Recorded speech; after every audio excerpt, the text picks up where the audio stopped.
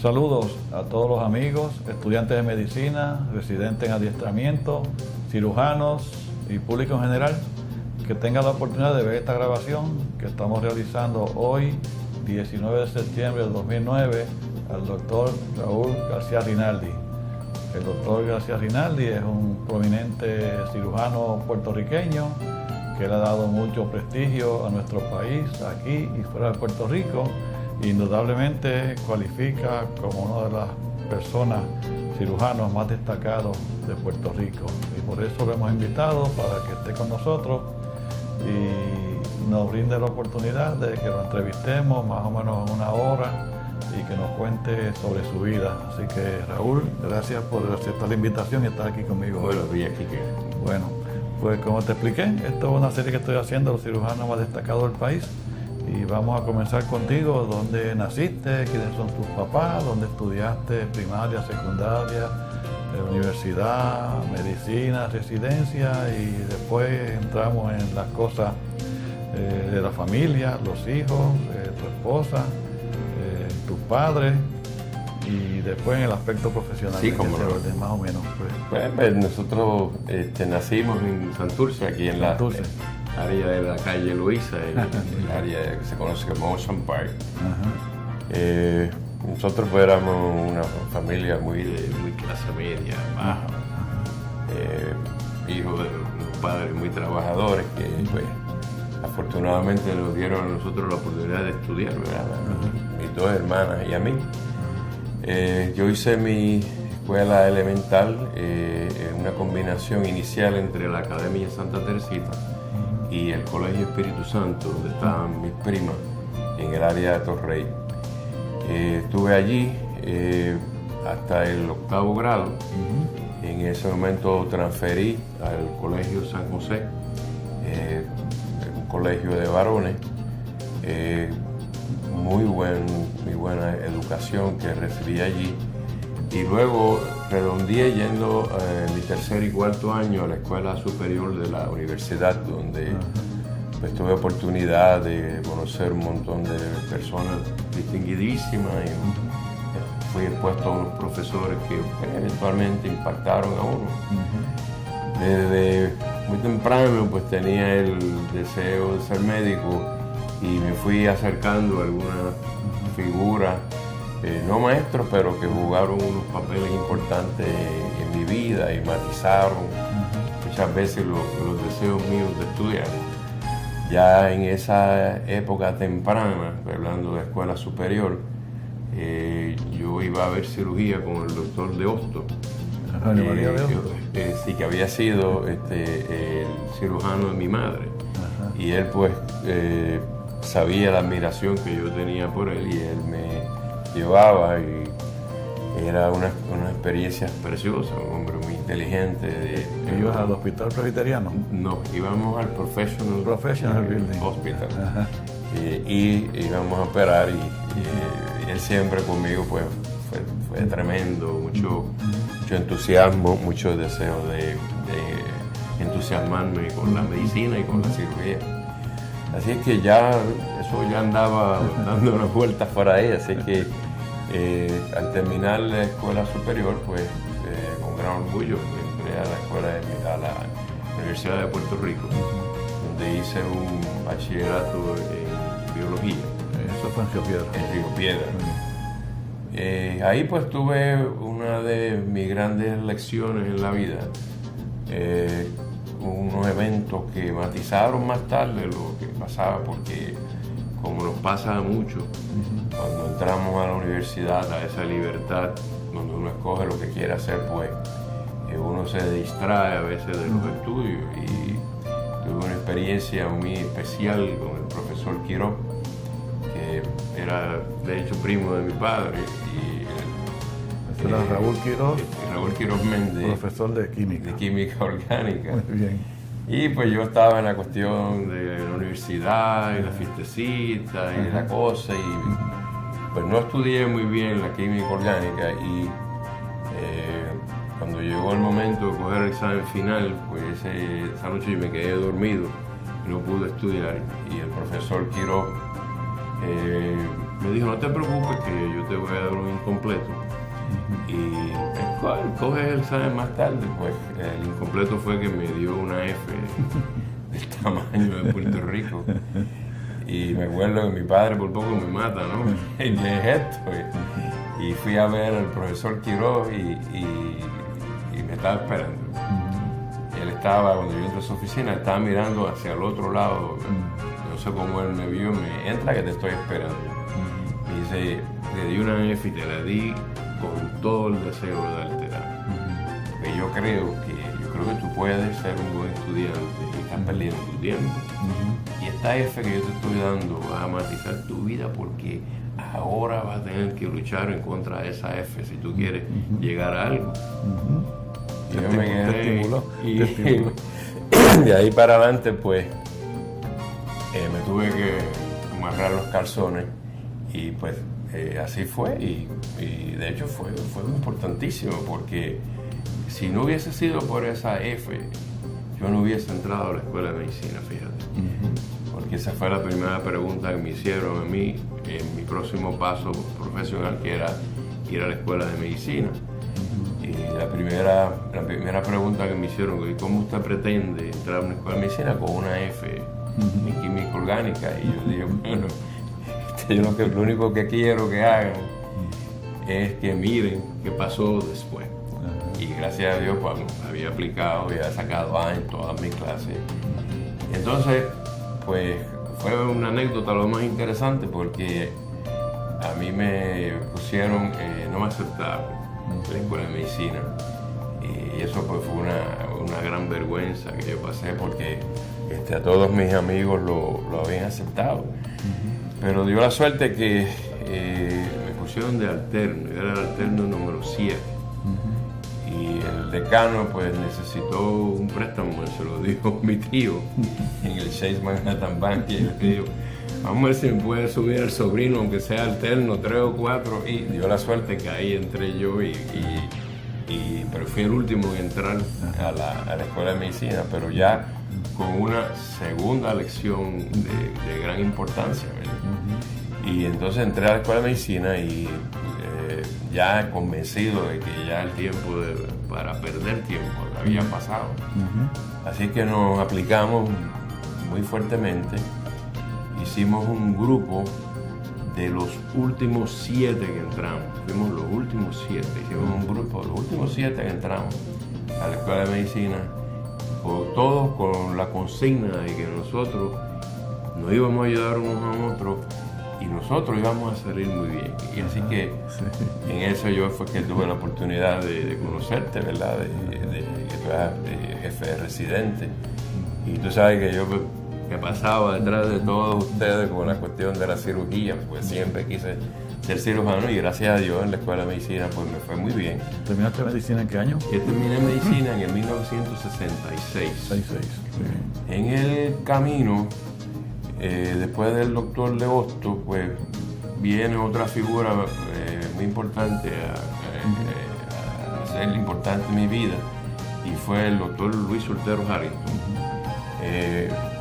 El tío de Luigi Soltero era Rafael Soltero Peralta, un independentista muy reconocido, un hombre inteligentísimo, y estaba casado con mi tía, hermana de mi madre. Y yo pues tuve la oportunidad de conocer esa familia Soltero, unas personas inteligentísimas, pero pues tengo la oportunidad de conocer este puertorriqueño que se ha destacado de una forma brillante en Houston. Y me le pegué y le pedí la oportunidad de ir a ver cirugía con él. Estuve en operaciones que yo a veces faltaba a la escuela, pero iba a ver operaciones. En aquella época operaba el doctor Rafucci.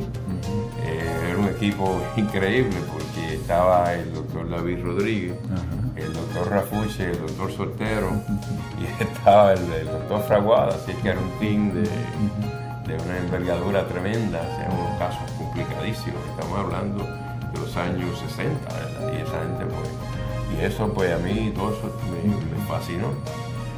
Al terminar, Pues ya más o menos yo había decidido que yo quería ir a entrenarme con Houston, con DeBakey, y había hecho eso mi meta. Y entonces pasó uno de los accidentes más interesantes de mi vida, que cuando hago mi solicitud a Texas tenía mi sitio asegurado, pero que yo solicité a los numeritos que no eran. Los numeritos que yo solicité, ellos habían hecho un cambio, yo no lo sabía, y yo solicité a solo 4 posiciones que tradicionalmente se guardaban para estudiantes de Baylor. Así que en esa primera no me cogen. Sin embargo, pues tengo la suerte de que me hacen el pareo con la Universidad de Minnesota. La gente de Houston y un servidor, pues tratamos por todos los medios de no ir a la Universidad de Minnesota e ir a Texas, pero la Universidad de Minnesota no me permitió hacerlo, por lo que a regañadientes me quedé haciendo mi internado en la Universidad de Minnesota. Pero allí tuve la oportunidad de conocer unos genios de la cirugía, gente como el doctor Wangenstein, el doctor Barco, el doctor Lilligay, y fueron una gente que juegan un rol importantísimo en la historia de la cirugía, una mente privilegiada, un sistema de enseñanza completamente diferente. Así que ese año que yo estuve allí, a mí la gente de Baylor me aceptó para el próximo año, lo que hubiese sido el primer año de cirugía. En aquella época había internado en cirugía y después primer año de cirugía. Fuiste 66, 67 en Minnesota. En Minnesota, correcto. Entonces en julio pues ya estaba listo para ir a Baylor. Y me aceptaron y yo pues llegué allá pues creyéndome que pues como yo venía de ese sitio donde estaban los grandes pensadores, pues pensé que yo estaba muy preparado para ir a bregar con un DeBakey y esa gente, tú sabes, la fortaleza quirúrgica que tiene y los genios esos fuertes que tienen. Y me encontré que los residentes de allá eran muy diferentes, trabajaban unas horas increíbles. Entonces yo que creía que venía bien equipado me encontré muy mal equipado. Y entonces tuve que hacer unos cambios drásticos para yo poderme adaptar a eso. Entonces pasa un evento que es interesantísimo también porque normalmente la rotación que hacíamos con DeBakey había que ser residente de tercer año. Y a mí me habían dicho que yo iba a ir a la rotación de urología. En mi primer año, no hay problema, pues iremos allá a urología. Pero ¿qué pasa? Que cuando yo llego me dicen, no, usted va al servicio del doctor DeBakey. Y yo, pero chicos, si esto es de tercera, no, pues usted tiene que ir para allá. El primer día que llego eran las 6 de la mañana. Yo llego vestido como me ves así, me encuentro con el profesor, ya eran las 6. Y me dice, ¿y usted quién es? Pues, García. Y dice, ¿y quién es García? Pues yo soy su residente. Y me dice, a las 6, me dice, ¿y por qué usted no está trabajando? Bueno, dígame para dónde cojo, pues váyase a trabajar. Pues todavía se pone bien interesante porque esa era una rotación muy fuerte, ¿verdad? Entonces, como yo tenía 14 días de casado cuando llegué allí. Me había casado en Minnesota y pasan como otras 2 semanas más, quiere decir más o menos como un mes, botan al residente que estaba en el intensivo y entonces me toca a mí, me meten 3 meses sin salir a mi casa en la unidad de intensivo a cuidar a los pacientes operados. A cuidar a los pacientes. Y aquello, pues, nosotros trabajamos incesantemente, no había hora de descanso, era todo el tiempo, no se podía ir a la casa, las comidas se las traía uno del hospital. Así que cuando yo salí a los 3 meses y llegué a mi apartamento, era como si nunca lo hubiese visto, pero fue una rotación muy bonita, la que hice con él, y fue muy graciosa porque DeBakey acababa de regresar de una gira que había hecho por Italia y por Sudamérica y venían detrás de él alrededor de 250 pacientes. Y él me llamó a su oficina y me dijo, ¿usted habla español? Perfectamente. Y italiano habla.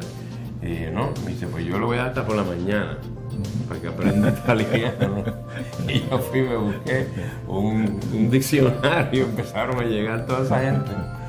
Y entonces, pues, básicamente me convertí en el traductor del maestro de Bakey.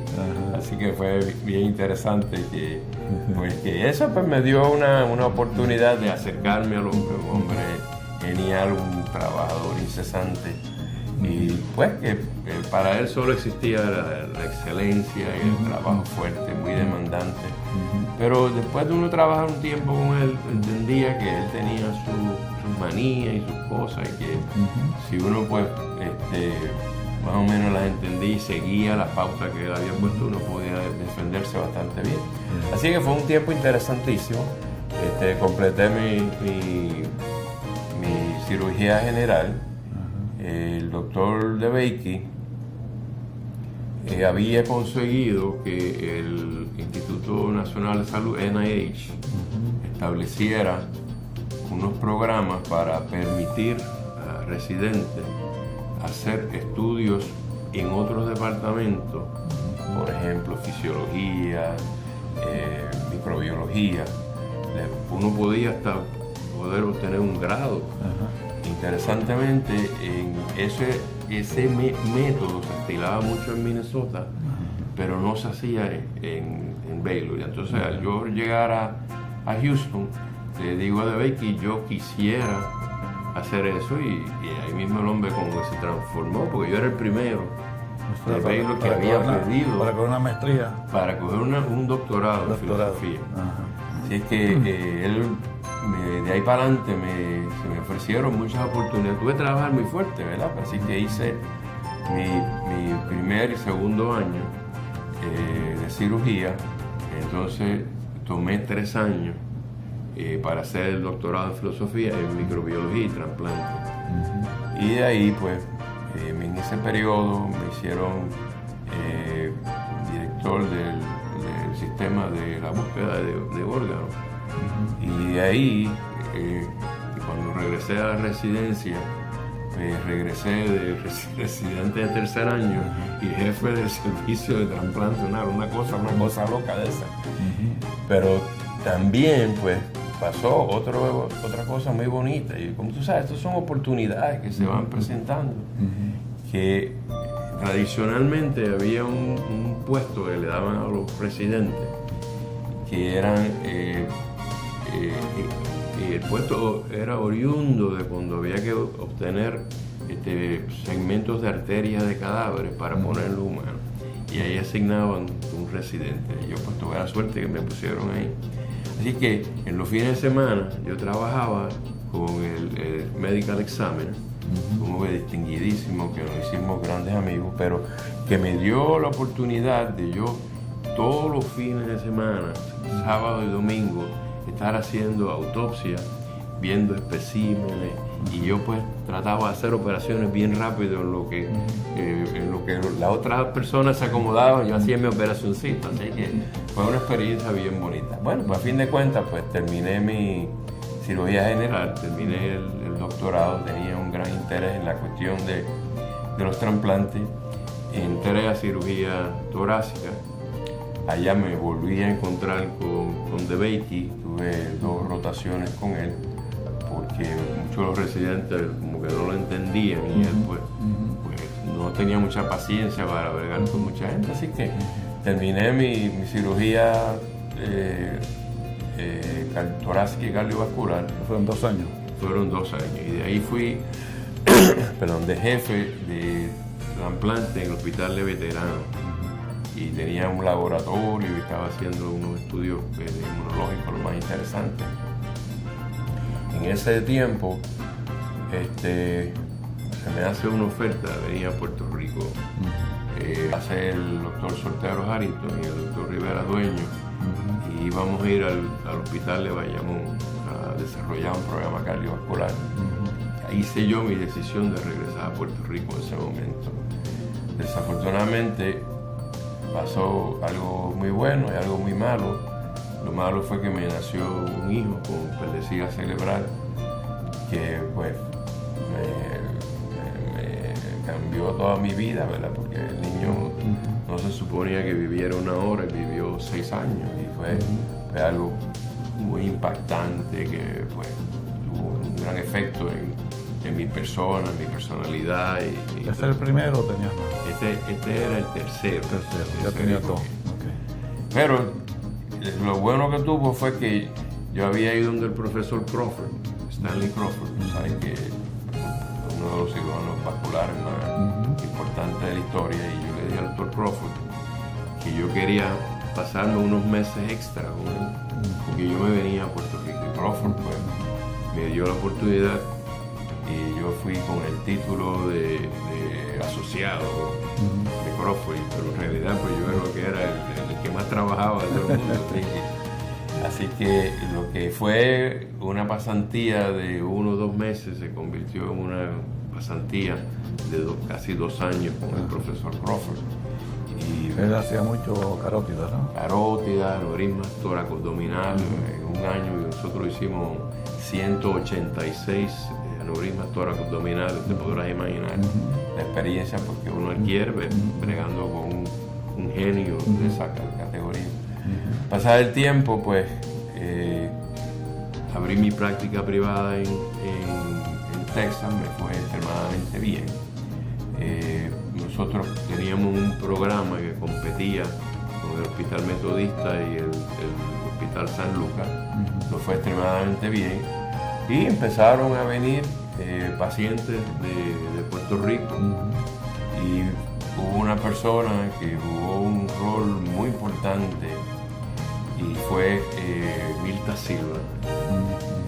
Yo había conocido a Mirta Silva en casa de un amigo y eran como las 4 de la mañana y estábamos hablando y yo le expresé que yo me quería venir a Puerto Rico y ella me dijo, no, te tienes que quedar en Texas, me dice, porque nosotros necesitamos gente que nos represente en diferentes sitios y que puedan demostrar que los puertorriqueños pues tenemos talento y podemos. Así es que casi me convence, pero lo que pasa, lo increíble es que pasa eso y a los 10 días me están llamando que Mirta Silva tiene enfermedad coronaria severa y la quieren mandar a Cleveland y ella rehusó. Ella dijo que ella quería que el puertorriqueño fuera el que la operara.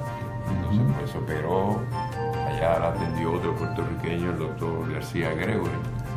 Y hicimos un team de puertorriqueños para bregar con ella. Ella, gracias a Dios, evolucionó muy bien, pero lo importante es que cuando Mirta llega... ¿Qué año fue ese? Eso sería como alrededor del año, me diría 74, 75. Y entonces cuando Mirta llega al aeropuerto y la están todos los periodistas esperándola, el primero que hace, se abre su blusa y dice, eso lo hizo un puertorriqueño, con un gran orgullo. Y eso pues despertó un gran interés de las personas de bregar, ayudar con el problema de los cardíacos en Puerto Rico.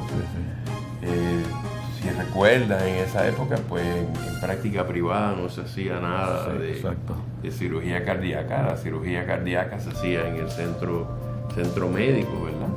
Pero el volumen era grandísimo, entonces pues ahí empecé a bregar con los esfuerzos de Mirta, los esfuerzos del periodista Pedro Hernández y Julián Álvarez.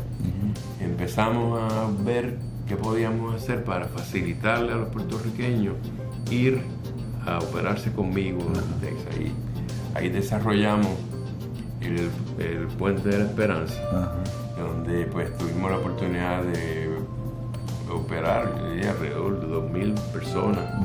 Se desarrolló una infraestructura para recibir los pacientes allá, un proyecto bien bonito, y se ayudó a muchas personas con eso. Al tiempo, estar en el Hospital Memorial, donde pues tuvimos la oportunidad de revivir el programa lo corría un buen amigo mío, pero ellos hacían alrededor de 15 operaciones de Open Heart al año. Y cuando nosotros terminamos, hacíamos 600, porque se hizo un team muy bueno de muchos cirujanos que estábamos allí. Un programa muy bueno. Ese programa era muy activo, se desarrollaron muchos programas de intercambio con países europeos, diferentes programas muy bonitos. Y al tiempo, pues, vino otra compañía, la HCA Hospital Corporation of America, me ofreció si yo quería desarrollar otro programa. Ya vemos algunos así que estamos medio locos, nos gusta abrir programas, así que cogimos un hospital pequeño, nos dieron la oportunidad, obviamente ahí el dinero, pues había dinero para comprar los equipos y desarrollamos un programa precioso allá. Después, con el pasar del tiempo, como nos pasa frecuentemente a los puertorriqueños, pues nos da el deseo de regresar a Puerto Rico, gracias a Dios que tenemos esa enfermedad que tanto nos gusta. Y el Hospital Pavía pues me dio la oportunidad de reabrir el programa de cirugía cardíaca. El doctor Defendini había estado antes, había hecho con mucho éxito con algunas operaciones, así que básicamente era cuestión de reabrir el programa. Ellos hicieron una inversión grande para poder acomodar la práctica. Se desarrolló un programa muy bonito, hicimos muchas cosas interesantes. Acá en el Hospital Pavía traímos cirujanos esencialmente de todas partes del mundo que ya participaban en Puerto Rico. Y con el pasar del tiempo se presentó otra oportunidad interesante y ahí pues el motor fue el doctor Martínez Maldonado. El doctor Martínez Maldonado, igual que tú, pues había sido mi residente. Como tú sabes de sobra, cuando uno es estudiante de un residente, uno piensa que los residentes pues son casi dioses porque hacen unas cosas maravillosas que nosotros no hacemos. Así que pues admiración hacia ti y admiración hacia Ginny, un tipo brillante, ¿no? Entonces Ginny pues lo traen para ser presidente de la Escuela de Medicina de Ponce y me va a buscar y me dice: yo quiero que te vengas para la escuela, yo te hago catedrático y tenemos en Mayagüez una oportunidad de abrir un programa. Yo fui al hospital de Mayagüez, me encontré un hospital vacío, habían 18 pacientes, habían hecho una sala de cardiovascular, en el lobby no había nada, no había muebles, y yo estaba operando alrededor de 200 pacientes al año en Pavía que venían de Mayagüez. Y dije, bueno, si vienen acá, pues yo puedo hacer los mismos 200 allá, ¿verdad? Así que yo me voy a arriesgar. ¿Cuántos años tuviste en Pavía? 10 años. 10 años tuviste acá. Entonces después te fuiste para allá. Así es que abrimos nuestro programa allá en Mayagüez y ha sido muy bonito. O sea, hemos tenido unos logros muy importantes que tal vez podemos hablar un poquito más tarde. Así que el presente pues sigo en Mayagüez. Hemos estado en medio de unos cambios muy importantes en cuanto a las personas que han estado a cargo del hospital. Hay unas transiciones al presente pues de gran envergadura. Hay en el horizonte unos Juegos Centroamericanos que tenemos que prepararnos, ¿verdad? Para nosotros poder rendir ese servicio a las personas, atletas y otras personas que pueden venir a Puerto Rico. Y ahí se está desarrollando un centro de trauma, porque el sistema que se había desarrollado era demasiado centrado en San Juan y creaba unos problemas de logística severos. Así que se está bregando con toda esa logística, ¿verdad? Pues al presente pues sigo muy activo en la cirugía cardiovascular. Me gusta seguir el patrón de mis maestros. Me gusta hacer varios casos durante el día. Como se hacía el estilo de antes, pues nosotros éramos, al igual que tú, cirujanos muy completos. Sabíamos hacer muchas cosas, no es que uno haga cirugía general, pero o sea que si viene un problema de cirugía general, uno puede entenderlo, claro, puede trabajar con el cirujano, puede uno hacer el caso, ¿entiendes? Uno se siente confortable. Pero lo más importante que ha pasado es que desde 1991 hemos dado un giro muy importante hacia la investigación clínica y hemos desarrollado unos proyectos interesantísimos que hemos logrado cambiar algunos de los paradigmas de la cirugía cardíaca y tiene que ver con anticoagulación. Pues fíjate, yo siempre pienso que las oportunidades están ahí, que hay que buscarlas y que si uno pues busca las encuentra y que he tenido la suerte de trabajar con la compañía St. Jude, que me ha dado un apoyo inmenso y hemos podido desarrollar estos proyectos. Estos proyectos se han presentado a nivel internacional, han hecho unas publicaciones y ha sido muy bonito. Esto me ha permitido a mí pues presentar estos trabajos en 3 ocasiones en diferentes países europeos y eso pues le ha dado mucha atención a Puerto Rico, le ha dado mucha atención a lo que se puede hacer en nuestro país con un poquito de esfuerzo. Esto pues ha traído que otras compañías que tienen proyectos de investigación también han venido y todos estos proyectos pues los estamos llevando a cabo allá en Mayagüez, en el centro médico. Tenemos un equipo de 5 personas trabajando en investigación. ¿Cuántas salas de operaciones tienes en Mayagüez? Yo tengo 3 salas de operaciones. 3 salas para cardiovascular exclusivamente. Correcto. Y el apoyo de los cardiólogos y cateterismo y todas esas cosas existe perfecto allí. Ha sido muy bueno. Funciona bien. Tú sabes que la cirugía cardíaca ha sufrido pues una transición muy importante con el desarrollo de los métodos no invasivos de los cardiólogos y ha habido ciertos programas donde el balance no ha sido muy bueno y los cardiólogos hablan mucho hacia la cuestión no invasiva, pero nosotros hemos podido tener un balance bueno porque la preocupación de ellos y nuestro es que qué es lo que mejor le conviene al paciente. No es lo que yo quiero hacer, sino qué es lo que le conviene al paciente. Y ese diálogo ha sido bien interesante porque hemos podido mantenernos con mucho respeto y siempre tratamos de identificar de nuevo qué es lo que más le conviene al paciente. A veces he tenido casos, por ejemplo, donde estoy haciendo un caso y el paciente que voy a operar más tarde empieza a evolucionar un infarto.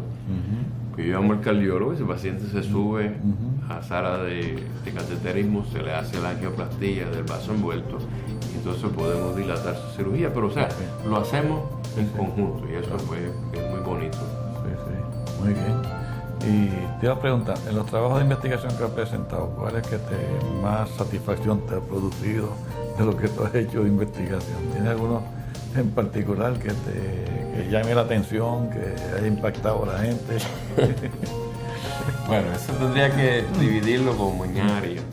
El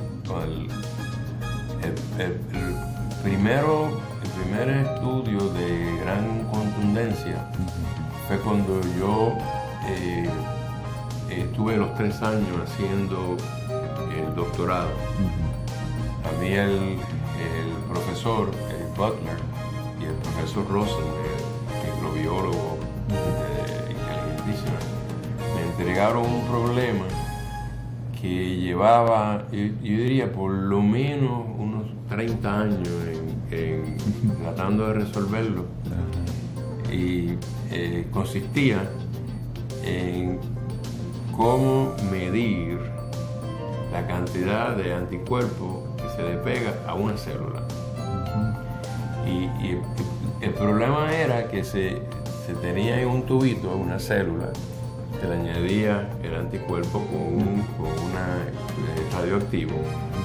Entonces ese tubito pues había que lavarlo y centrifugarlo y lavarlo y centrifugarlo y pasarse el día lavando y centrifugando. Es decir, que uno comenzaba por la mañana, terminaba el experimento, hacía probaba un suero, terminaba a las 8 de la noche y se habían perdido tantas células que ya él no servía. Así que por el esfuerzo del profesor DeBakey en Baylor, pues había un machine shop donde había unos tipos ahí muy diestros. Entonces empezamos a inventar metodología. ¿Cuál era cómo nosotros podíamos en un solo paso hacer la incubación y coger y crear un sistema que pudiese eliminar todo el anticuerpo que no estaba pegado a la célula? Así que hicimos unos diseños de con un filtro de Millipore, una copita donde echábamos una solución que tenía salina y tenía albúmina, y eso ayudaba a jalar la proteína que no estuviese adherida. Recogíamos entonces las células en esta membrana de Millipore, y entonces teníamos los contagios, habíamos guardado todas las células. Definimos también qué condiciones tenían que haber para que esas células no se rompieran. Y logramos, bueno, para hacerte el cuento bien corto, en cuestión de 2 meses, la técnica que me habían asignado a mí la señora Corma y un servidor, pues habíamos resuelto el problema que llevaba 30 años. Y interesantemente, donde en el pasado se podía hacer un análisis de un suero, nosotros en un día podíamos analizar 90. Esto pues llevó a unos experimentos interesantísimos que se hicieron también con el NIH y el departamento del Navy, probando, tratando de correlacionar la avidez del anticuerpo hacia la célula con el grado de inmunosupresión. Y ese trabajo fue un trabajo precioso, donde nosotros pudimos correlacionar que el grado de avidez del anticuerpo a esa célula correlacionaba muy bien con cuán bien iba a funcionar como agente inmunosupresor. Así es que esos trabajos se publicaron. Con aplicación a los trasplantes y cosas que no tuvieran rechazo. Absolutamente. Pero para que entiendas, porque es algo que me siento muy orgulloso, este sistema era sensitivo a 10 a la menos 23, con una reproducibilidad de más o menos 10%. Y fue una contribución muy bonita, muy linda. Así que en esa área pues eso fue uno de lo que yo considero uno de los grandes logros. Más tarde, estando trabajando con el profesor Crawford, él se enfermó y no pudo ir a presentar un trabajo en San Francisco y me envió. Y yo pues presenté el trabajo del doctor Crawford, fue muy bien recibido, y cuando termino voy a donde la persona que estaba proyectando las laminillas y le digo: deme las laminillas porque yo me voy, porque yo no tengo ningún interés en escuchar este español que va a hablar ahora. Nosotros los americanos somos los que sabemos de cirugía cardíaca y estos españoles no saben nada. Así que yo no tengo ningún interés en escuchar. Entonces me dice aquel hombre con su sabiduría: usted sabe que ese señor tuvo la paciencia para escucharle a usted. Y usted lo va a escuchar a él porque yo no le voy a dar la laminilla. Y te hizo quedarte. Me quedé y eso cambió mi vida. Cuando yo me siento a mirar lo que esa gente estaba hablando. Un español. Carlos Durán, el doctor Carlos Durán, un cirujano famosísimo. Cuando el doctor Durán termina, yo me levanto y le digo: doctor, vengo aquí a decirle una sola cosa. Yo no le creo una palabra de lo que usted dice. Él es un tipo muy jovial y él no le dio coraje, se echó a reír. Me dice: bueno, pues esto se resuelve de una sola forma. Tú tienes que venir a España. Y yo le dije: yo voy a ir. Entonces me tomé un mes. Yo iría como 4 meses más tarde. Voy un mes a pasarme, y cuando entré por la puerta, para que se recuerde, que quiero decir, yo soy el que no cree. Mira, yo sé quién tú eres. Entonces nos sentamos así en su oficina, aquí, y yo sentado enfrente. Betty, cambia. Me cambié. Y entonces aquí atrás hay una puerta y ahí estaba la sala de operaciones. Me dice, como tú no crees, el primer caso lo vas a hacer tú, me dice.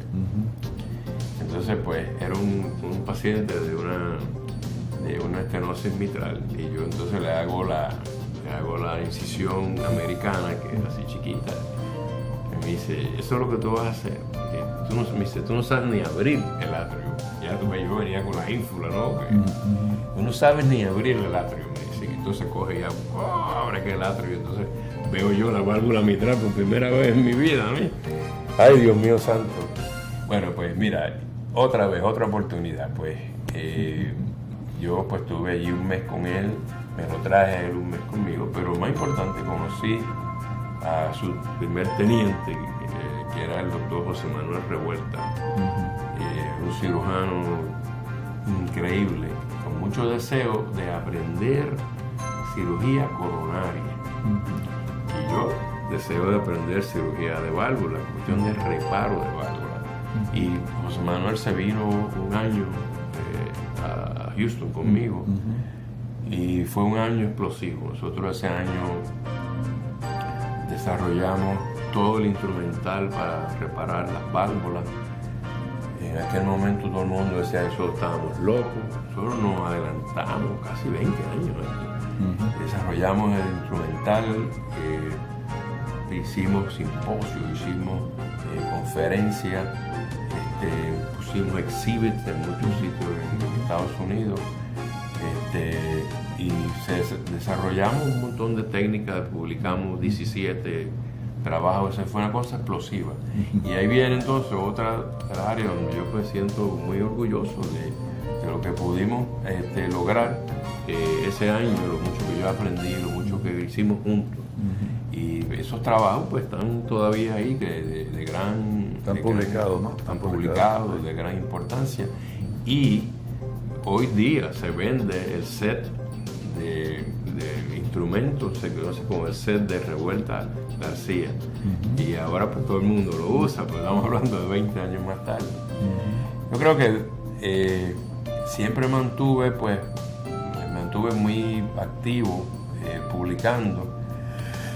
Y yo creo que el próximo evento que yo considero muy importante fue cuando en el 96 traje a Puerto Rico al profesor Batista.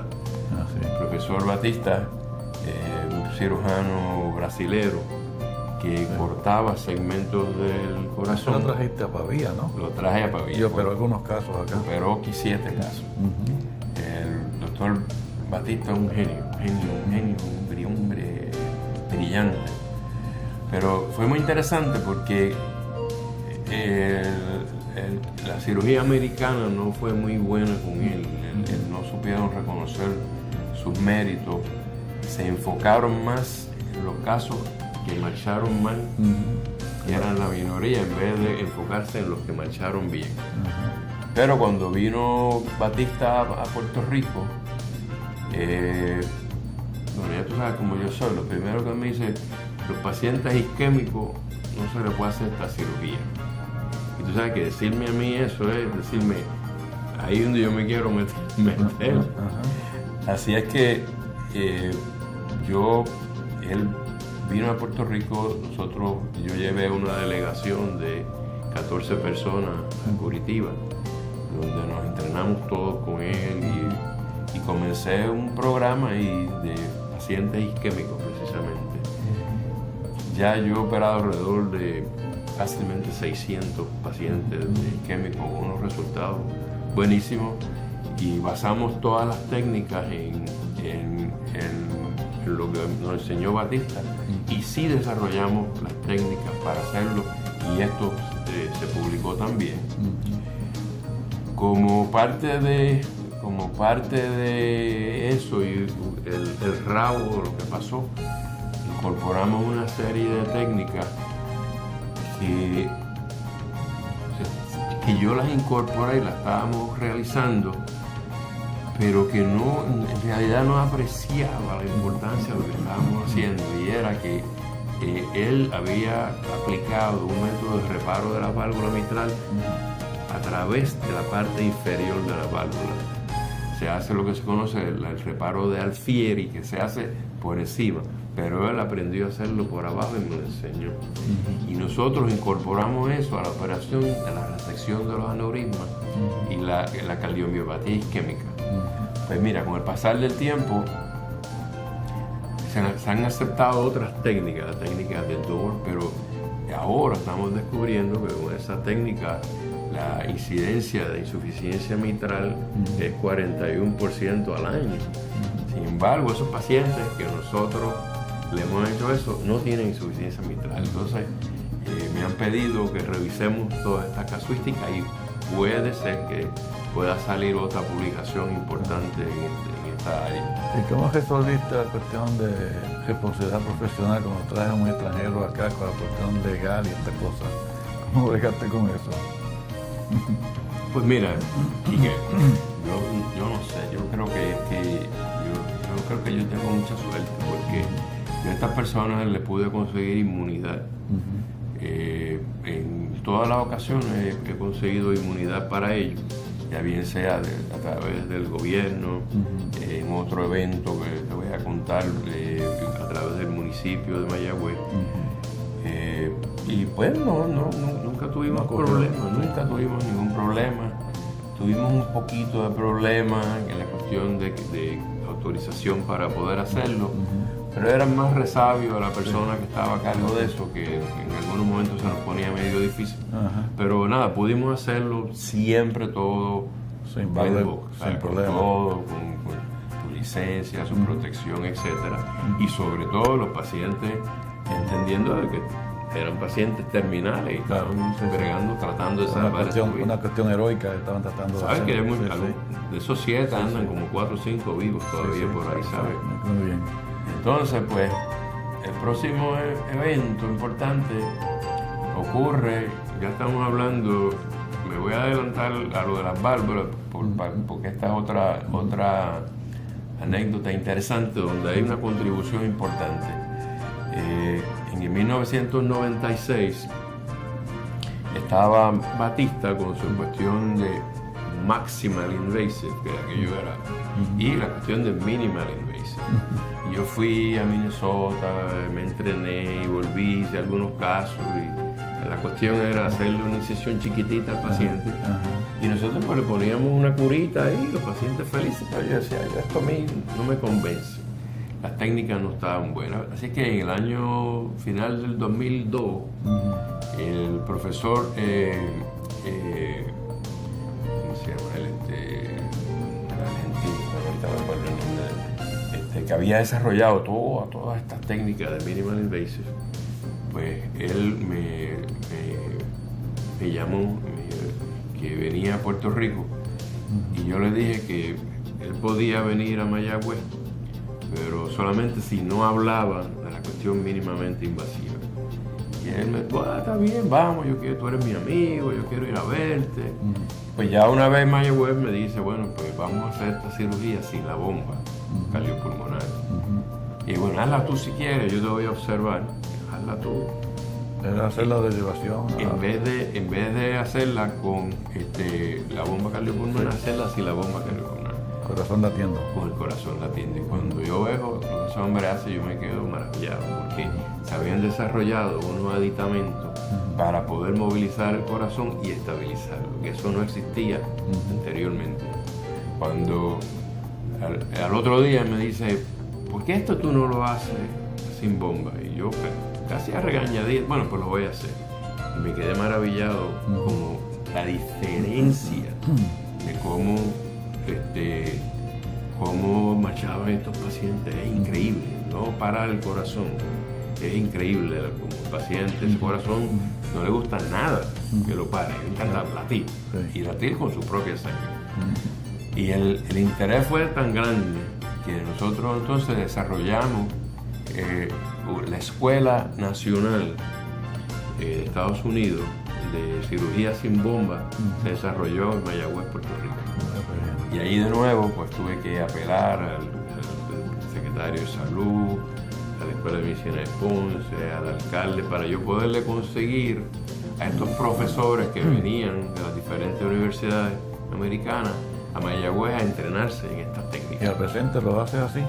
¿Muchos de ellos sin bomba? Sí, Sí. mucho. ¿Y de cuando ahí, haces bomba, usa perfusión retrógrada coronaria? absolutamente. Sí, también. Sí, muchas veces hemos ido evolucionando, aunque esto no lo hemos publicado todavía, lo hemos presentado en meeting.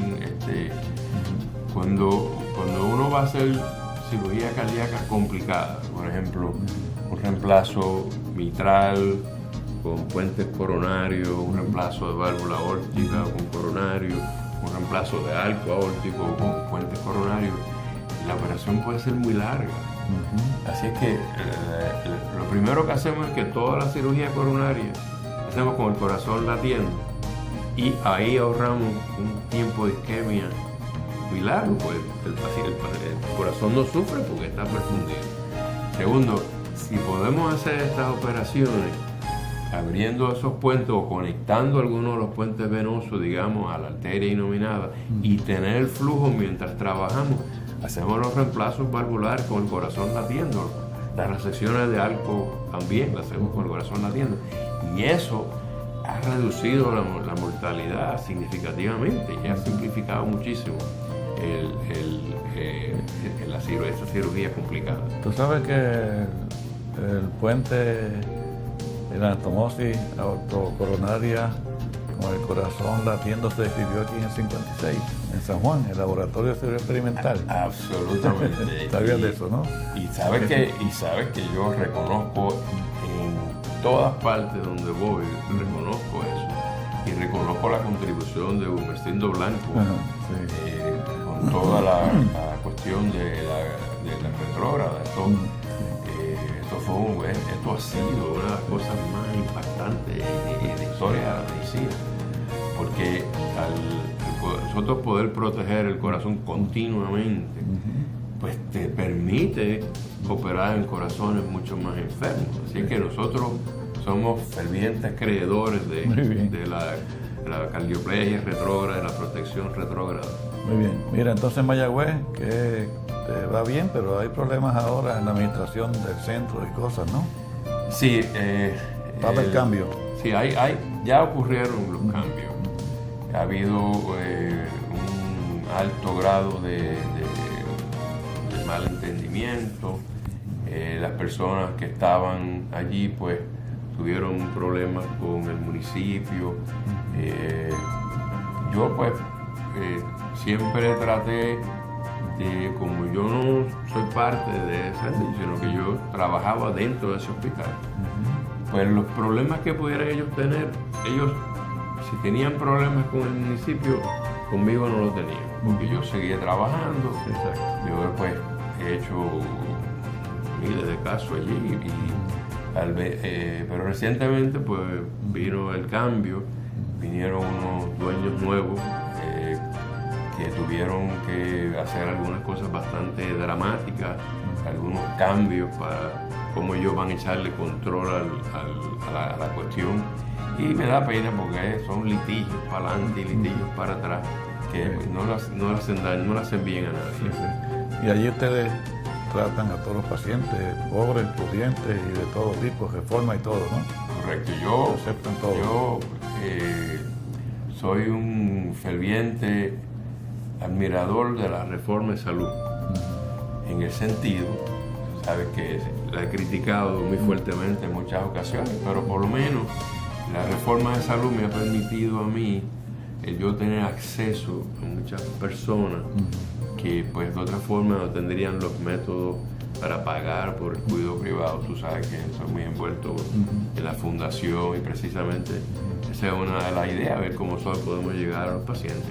Así que en mi oficina no se discrimina un paciente privado de un paciente de reforma.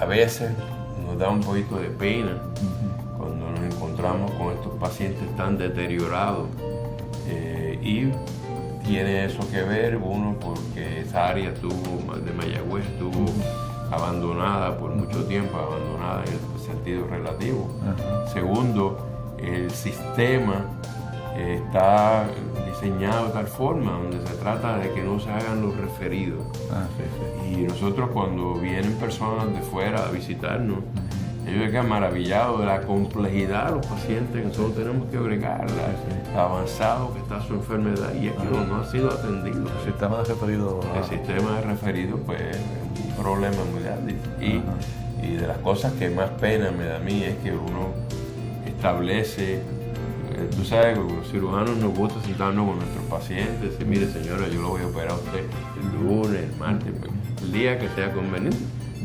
Yo no puedo hacer eso ahora. Yo tengo que decir, señora, yo creo que yo puedo operarla alrededor de él, pero va a depender de que esto vaya allá, que él le apruebe, entonces el otro del número, y así es un problema. Todavía ciertos obstáculos que no permiten agilizar el sistema. Y que necesitamos hacerlo, Muy bien. Pues Raúl, pues muchas gracias por estar aquí en este momento. He disfrutado mucho de tu aportación y lo que me has expresado y espero que sigas bien de salud y haciendo bien por el pueblo de Puerto Rico, allá en Mayagüez, o donde quiera que logres establecer tu programa y puedas seguir ayudando a la gente de Puerto Rico. Gracias. Como la chata presente. Así es, pues, gracias por la invitación. ¿Sabes? Cómo no, pues bien.